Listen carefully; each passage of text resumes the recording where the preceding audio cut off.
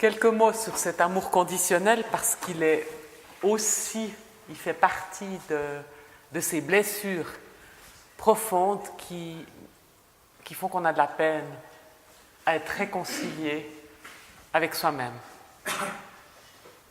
Donc, c'est important de reconnaître ces mécanismes pour pouvoir entrer dans la réconciliation avec soi. Seul Dieu nous aime, comme nous le rappelait Christian tout à l'heure, inconditionnellement, parfaitement. Son amour envers nous n'est vraiment pas en lien avec ce qu'on fait.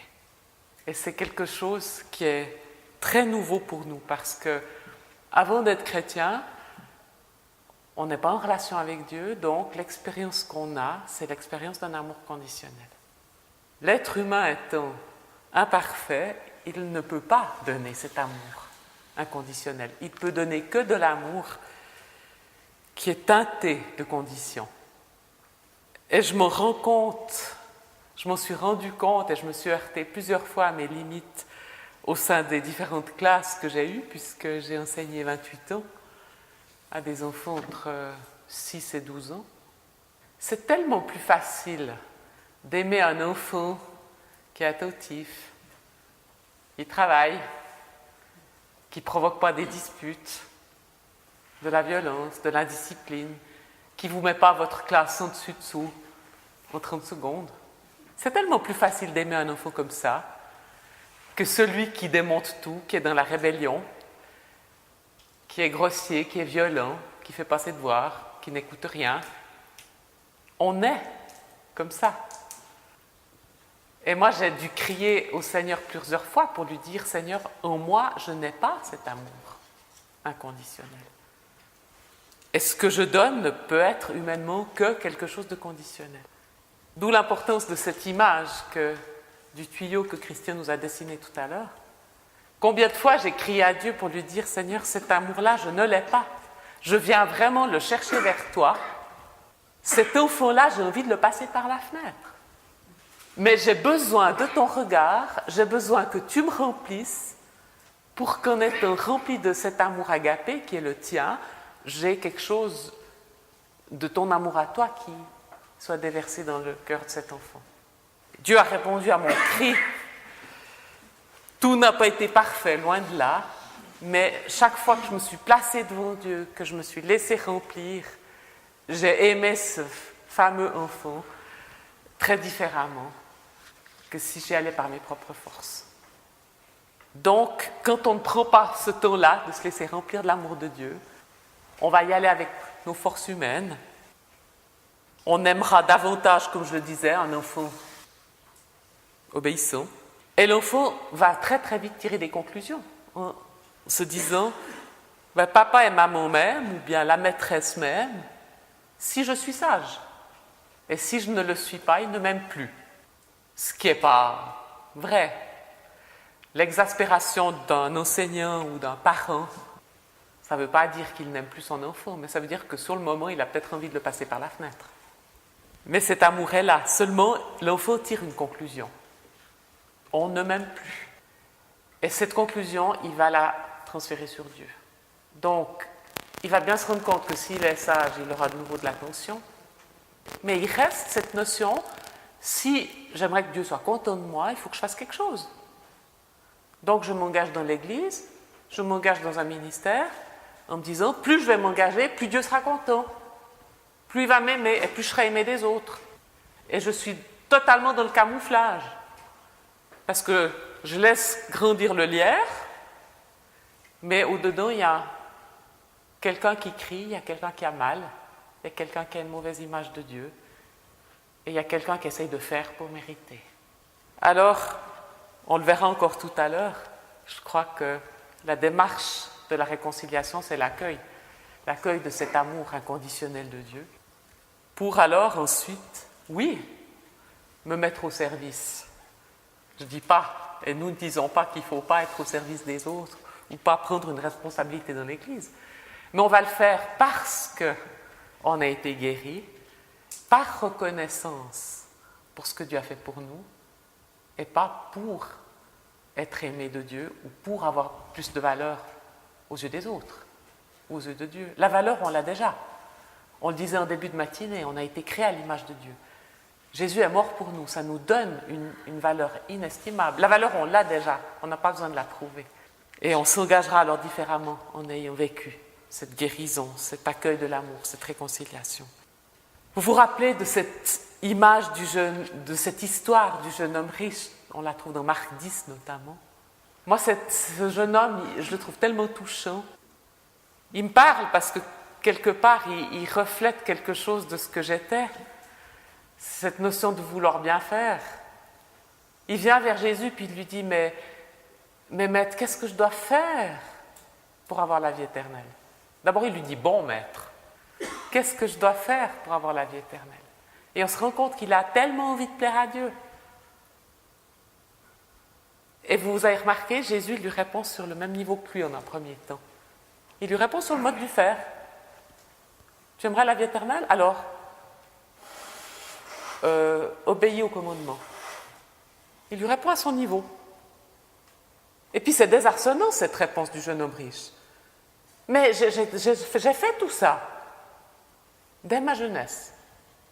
J'ai respecté ces commandements. Qu'est-ce qui me manque encore? Et là, Jésus change de niveau. Puis il lui dit, une seule chose te manque. Vends ce que tu as. Alors à lui, il s'adressait à lui dans ce qui était obstacle entre cet homme et Dieu. Chez ce jeune homme riche, l'obstacle était l'argent. Peut-être que pour nous, c'est autre chose. Peut-être que ce n'est pas l'argent. Mais il lui dit, si tu veux être parfait, c'est-à-dire si tu veux être toujours plus à ma ressemblance, il ne faut pas faire plein d'efforts. Il ne faut pas essayer d'appliquer encore mieux par toi-même les commandements, ça ne marche pas. Mais lâche l'obstacle qui est entre toi et moi, et puis suis-moi. C'est-à-dire, sois en relation avec moi. Et c'est là que tu vas trouver. C'est là que tu auras l'assurance de la vie éternelle. Parce que c'est dans cette relation que tu seras sauvé. Puisque la vie éternelle, nous dit Jésus, c'est de le connaître. Et le connaître, c'est être en relation avec lui. Le jeune homme riche, à ce moment-là, on ne connaît pas la fin de l'histoire, mais à ce moment-là, il n'a pas pu. Le texte nous dit qu'il est parti tout triste. Il n'a pas lâché son sac à dos à ce moment-là. Peut-être par la suite, on ne sait pas. Mais je trouvais tellement touchant de voir que Jésus nous dit, mais quelque part, je reconnais tous les efforts que tu as essayé de faire, mais lâche ça, ça ne marche pas. Si tu veux avoir cette assurance d'être en paix avec Dieu et d'être en relation, c'est de marcher à ma suite, c'est de regarder où je t'emmène puis de me suivre. Pas d'être devant moi, derrière. Alors, concrètement, comment est-ce que je peux me réconcilier? Là, on a vu quelques obstacles, quelques mécanismes. Mais maintenant, très concrètement, comment je peux le faire? Comment ôter ce lierre? Alors, il s'agit de commencer à se montrer tel qu'on est. Arrêter de donner une image, d'essayer comme le jeune homme riche de tout faire bien, mais finalement, tout au fond, je ne me sens pas rejoint.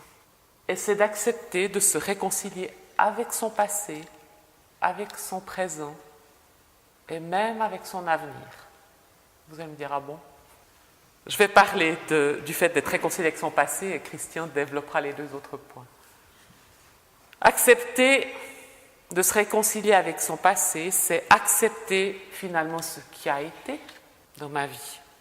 Accepter que je suis né dans telle famille, que j'ai grandi dans tel milieu social, que j'ai grandi dans tel pays.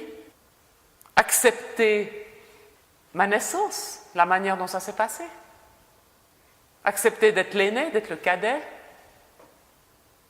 d'être dans la position difficile de celui qui est au milieu, accepter certains événements qui ont eu lieu dans ma vie, certains déménagements que j'ai peut-être mal vécus, ou comme je le mentionnais pour ma propre vie, des absences prolongées de mes parents, un divorce, accepter telle scolarité, que ce soit passé comme ça. En fait, j'arrête de m'arranger avec mon passé. J'arrête de me dire, mais finalement, c'était pas si grave, ou finalement, oui, je l'ai pas très bien vécu, mais en fait, il y a pire que moi. D'enjoliver la situation, de trouver des circonstances atténuantes. Accepter ce qui a été, c'est-à-dire que je dis oui, ça a eu lieu, mais j'invite Jésus dans ces situations et je lui demande de venir guérir ce qui aujourd'hui me fait encore mal. Tant que j'essaie d'arranger par moi-même, je mets les choses sous le tapis. On dit que le temps arrange les choses, mais ce n'est pas vrai. Le temps peut mettre une certaine distance à ce que j'ai vécu, mais c'est enfoui sous le tapis, puis à la première occasion, ça ressort. Par contre, si je dis oui, Seigneur, ça a été comme ça, et j'accepte que ça a été comme ça, et je te demande de venir, par ta présence, guérir cela, il va le faire. Et à quel moment je saurai que je suis réconciliée avec mon passé? C'est au moment où je vais y repenser et où ça ne me fera plus mal. Dieu ne fait pas de nous des gens amnésiques. Je ne suis pas guérie quand j'ai tout oublié. Même s'il y a des choses que, honnêtement, moi, je ne me rappelle plus. Mais je ne me rappelle plus pas parce que je les ai mis sous le tapis. C'est simplement parce que on ne se rappelle pas de tout ce qui s'est passé dans nos vies. Par contre, je peux repenser à certains événements et me dire oui, ça a fait partie de mon passé, mais ça ne me fait plus mal. Je peux être en paix avec ça. Et quand j'en suis là, je suis réconciliée. Ce qui m'a aussi beaucoup aidé personnellement, c'était ce texte bien connu de Romains 8 qui dit « Toute chose concourt au bien de ceux qui aiment Dieu », Romains 8, 28. Et le texte grec est encore plus fort, il dit que Dieu agit en faveur de ceux qui l'aiment. Dieu agit en faveur de ceux qui l'aiment. Et ça m'a beaucoup aidé à me réconcilier, parce que tant que je gardais les choses pour moi et que j'essayais de les arranger à ma sauce, ça restait un problème. Et à partir du moment où j'ai dit « Seigneur, là, moi, je ne peux plus rien faire, là, j'ai raté le truc. Je te le donne, et puis je te demande de me guérir et aussi de transformer cette situation. » Et à ce moment-là, j'ai vu que Dieu m'apprenait beaucoup de choses au travers des situations que j'avais vécues. Et j'ai mieux compris que Dieu travaillait pour moi et pas contre moi, qu'il agissait en ma faveur. Et ces choses qui étaient douloureuses sur le moment, en les lui donnant, Dieu les a transformées. Il m'a transformée, il m'en a appris quelque chose, et finalement j'ai pu les accepter, puis dire ok, je crois que tu les as retournés pour moi, tu m'en as fait sortir plus grand, tu m'as fait grandir au travers de cela, et c'est aussi un élément qui m'a aidé à accepter et à devenir en paix et à être réconcilié par rapport à cela. Voilà, Christian va nous parler des deux autres moments du temps. Voilà, être réconcilié avec mon passé, être réconcilié avec son présent. C'est bizarre ça, hein? C'est simplement dans le même ordre d'idées, accepter qui je suis maintenant. Et quelque part, maintenant j'ai passé la barre de la cinquantaine, il y a des choses qui ne me seront plus accessibles. Je ne prétends pas faire beaucoup d'exploits sportifs, mais par exemple, c'est plus à 50 ans passés qu'on fait de grands exploits sportifs. Et c'est vrai que si on met une part de son identité là-dedans, voilà, c'est vrai que avec les années qui passent, etc., peut-être un peu plus tard, nous on a la conviction qu'on va devenir vieux et d'être longtemps au service de Dieu, mais avec l'âge, on a des deuils à faire, certaines capacités physiques qui s'en vont. C'est un état de fait et ça sert à rien de passer son énergie à, je ne sais pas trop, faire des liftings, etc. ou des choses de genre. Bon. Ma foi, si c'est vraiment vital, mais par exemple... Ça veut aussi dire qu'il faut accepter les conséquences de mes choix. Il y a des conséquences, il y a des choses que je n'ai pas souhaitées, il y a des tas de blessures qui me sont arrivées dessus, mais il y a aussi des choix. Moi, j'ai été quelqu'un de très rebelle dans l'adolescence, très rebelle à tout ce qui était scolaire, c'est pour ça que je vous disais hier, J'ai toujours de la peine à comprendre que le Seigneur m'appelle à enseigner maintenant, quoi. Mais il a racheté quelque chose avec ça. Mais mon choix a fait que je n'ai pas fait d'études, et je pense que j'en avais la capacité. Mais j'étais un cancre recherché, quoi, au lycée. J'étais capable de répondre faux à quelque chose, en laissant sous-entendre que quand même, si je voulais me donner la peine, je pourrais répondre juste, quoi. Vous voyez, c'était assez recherché, quand même. C'était une philosophie chez moi, c'était... Voilà, et ben, tout ça a fait que j'ai pas fait de brillantes études, et puis j'ai jusqu'alors eu des jobs au niveau employé. Je m'en suis pas forcément porté plus mal, et maintenant, voilà, j'aspire à passer à autre chose, à servir le Seigneur, qui lui ne fait pas les mêmes classifications, mais ça, c'est autre chose. Accepter mes blessures, c'est vrai que nos blessures nous marquent, nous conditionnent, mais vous savez, bien souvent, on dit la volonté de Dieu.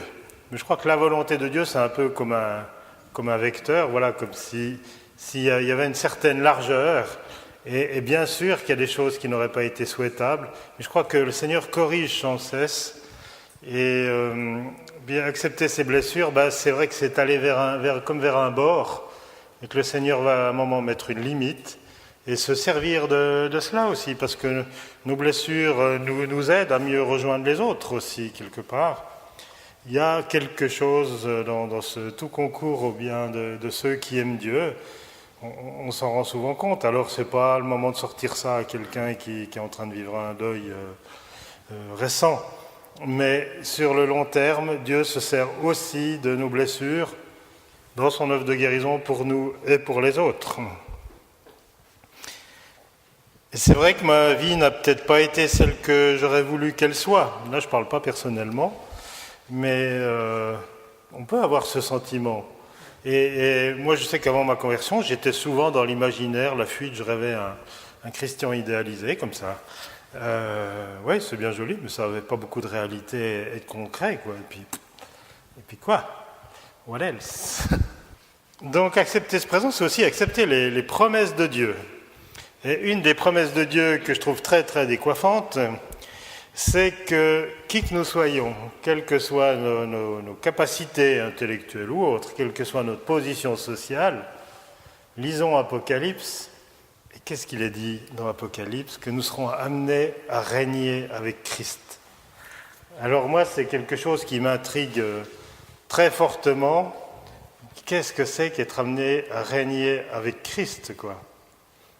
Alors on travaille un peu la question en ce moment dans cette étude du livre d'Apocalypse, mais je pense que notre présent, de même que notre présent a dépendu de notre passé, tant au niveau des blessures que des études et des choses comme ça, notre présent va déterminer notre futur aussi.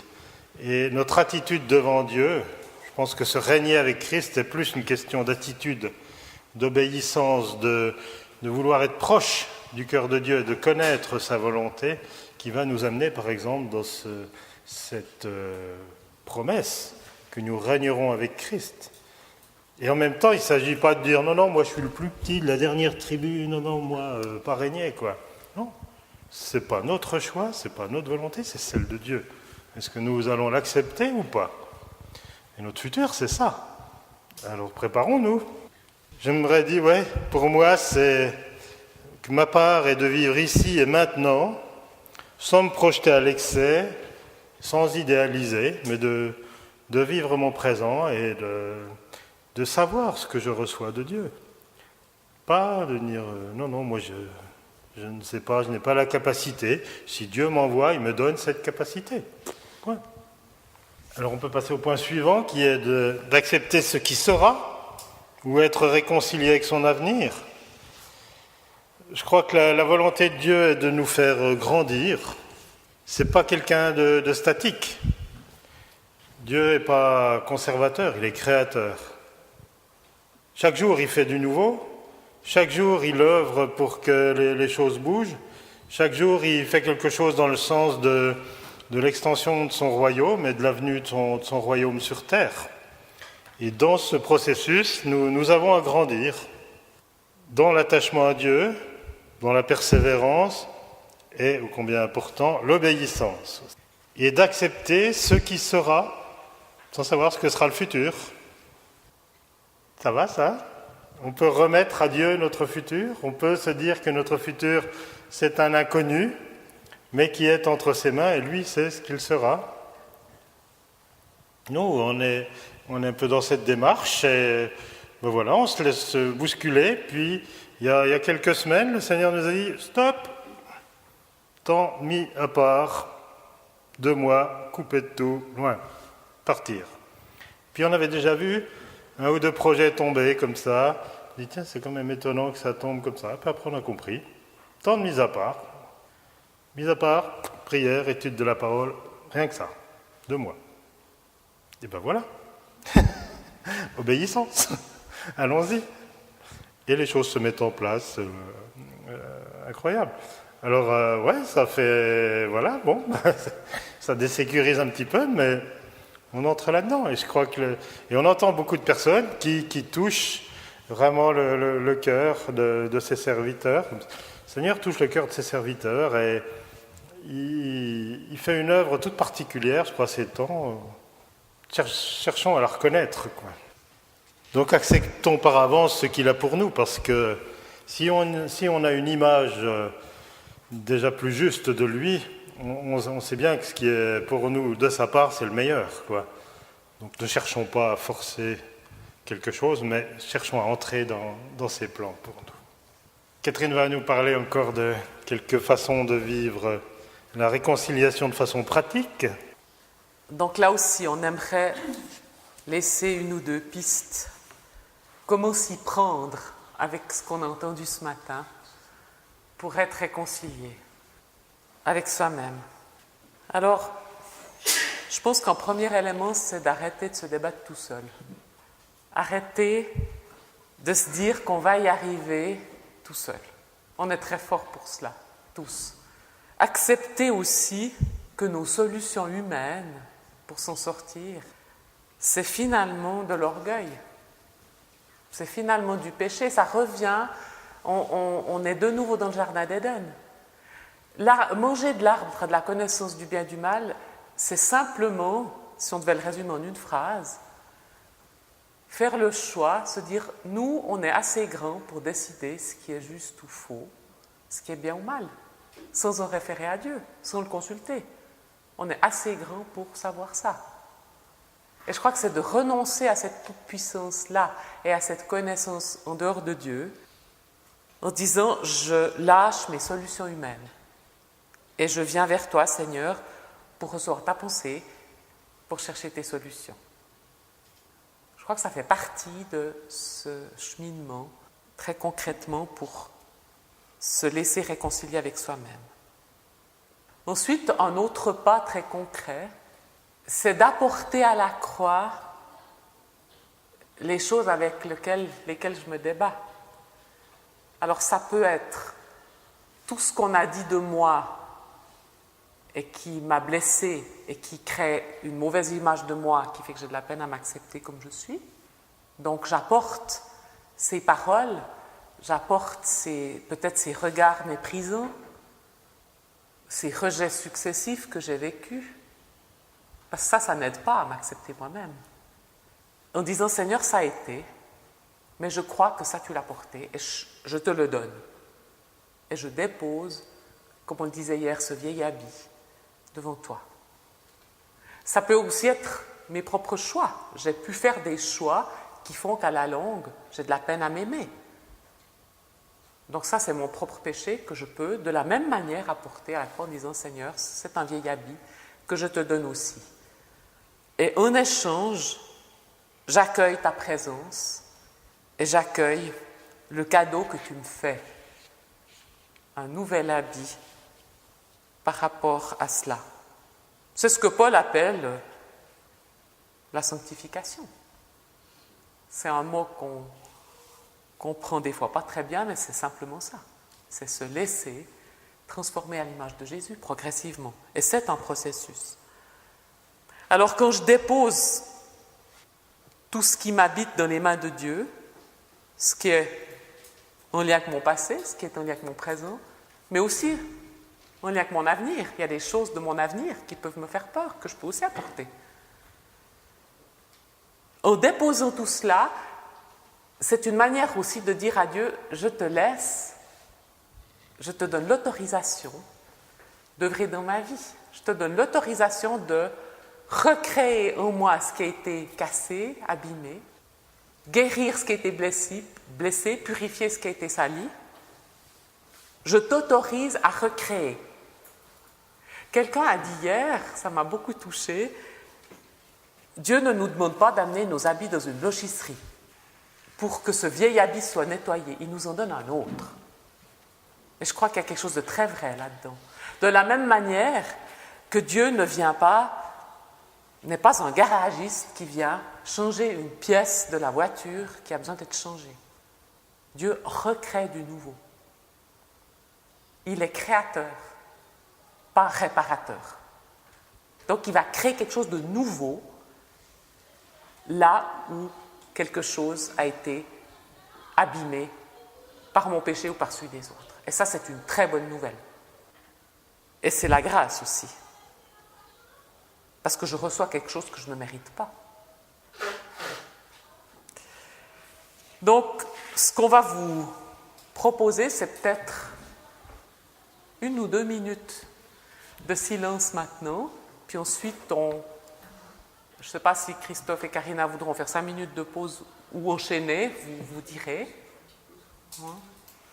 Mais avant de faire la pause, j'aimerais bien qu'on prenne 1 ou 2 minutes de silence devant Dieu et où vous n'allez pas faire d'introspection, mais simplement dire, Seigneur, dans ce qui a été partagé ce matin, est-ce qu'il y a quelque chose que tu aimerais me dire? Est-ce qu'il y a un domaine, peut-être qu'il est déjà clair, est-ce qu'il y a un domaine où je me dis, ben oui, là, j'ai du mal à me réconcilier avec moi-même, où j'ai du mal à m'accepter tel que je suis dans ce domaine-là? S'il y a quelque chose, je vous suggère, là aussi c'est une offre, c'est comme hier, on vous fait des propositions. On vous suggère de l'écrire sur un petit bout de papier. Dire, c'est ce point-là dans lequel j'ai besoin d'être réconcilié avec Dieu. Et c'est ce point-là qui est le vieil habit que j'aimerais déposer à la croix. Vous le notez sur un petit bout de papier. Et puis pendant le culte, il y aura un moment, une occasion, pour mettre dans une corbeille qui symbolisera cette croix, de déposer dans une corbeille ce bout de papier, comme pour dire, Seigneur, je te donne ce vieil habit à la croix, et je revais un nouvel habit au travers de la Sainte Seine qui sera vécue. Et puis ces billets, personne ne les lira. Il n'y a que Dieu, c'est quelque chose entre Dieu et vous. Personne ne les lira et ils seront brûlés. Donc, pas de souci, par Christian. Je vais juste prier pour ce moment, pour que vous soyez dans cette liberté que Dieu a pour chacun de nous.